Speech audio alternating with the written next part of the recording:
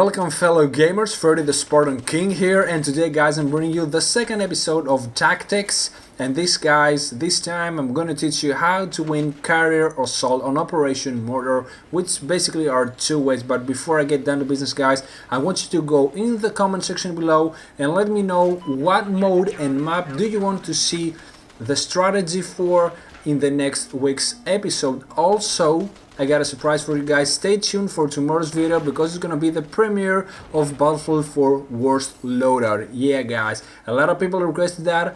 A lot of people love this series, loved watching me rage with the most ridiculous loadouts. I remember the worst ones were like Scar 8's 12 times scope and FAMAS 6 times scope. Wow, these were really painful, man.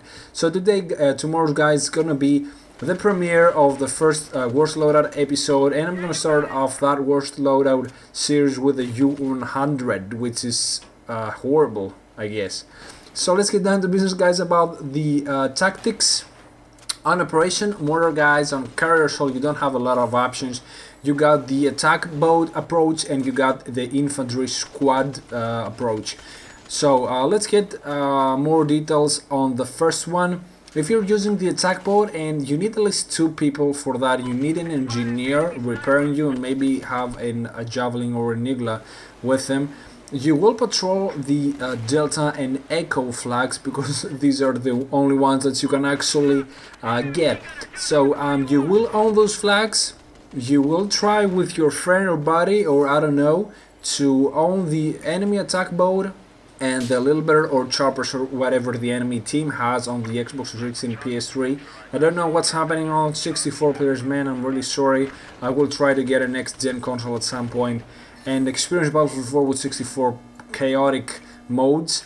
And so even if the enemy carrier assault, the enemy carrier opens up for rush mode, and if you see that your team is not planting MCAMs, you will continue patrolling Delta and Echo, and you will definitely win the game if your team is retarded by only the SAM missiles, because you will have a advantage over the enemy team. Now there's a really big problem though there, that if your carrier opens up, then you basically lose the game because you can't do anything as an attack boat. And if your carrier opens up to rush mode, I think your team is too retarded, so either quit the game or accept your defeat. And then there's the second approach, which the infantry, more team play I guess. You will need a basically 2 engineers, or at least 1 engineer, 1 support guy, 1 assault guy, and maybe 1 recon guy. If you're 5 guys, you rarely gather up 5 guys in a game that are friends, but you need basically 1 engine, 1 support. That's like the minimum.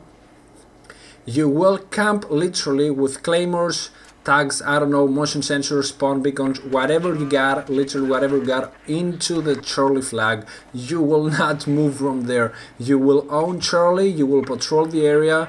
This will be your base. I don't know, use choppers and shit to parachute there and get that flag, man. And from that flag, with your engineer and your support class, you will try to, with UCAVs, with Stingers, with Iglas, with straws, with MBT laws, and with javelins, to own the vehicles of the enemy team. And if the enemy team is pushed back all the time, their choppers and their attack boats are pushed back, your team, if it's halfway legit, like half of your team is legit, they will get the points and you will open up at the rush mode and advance there.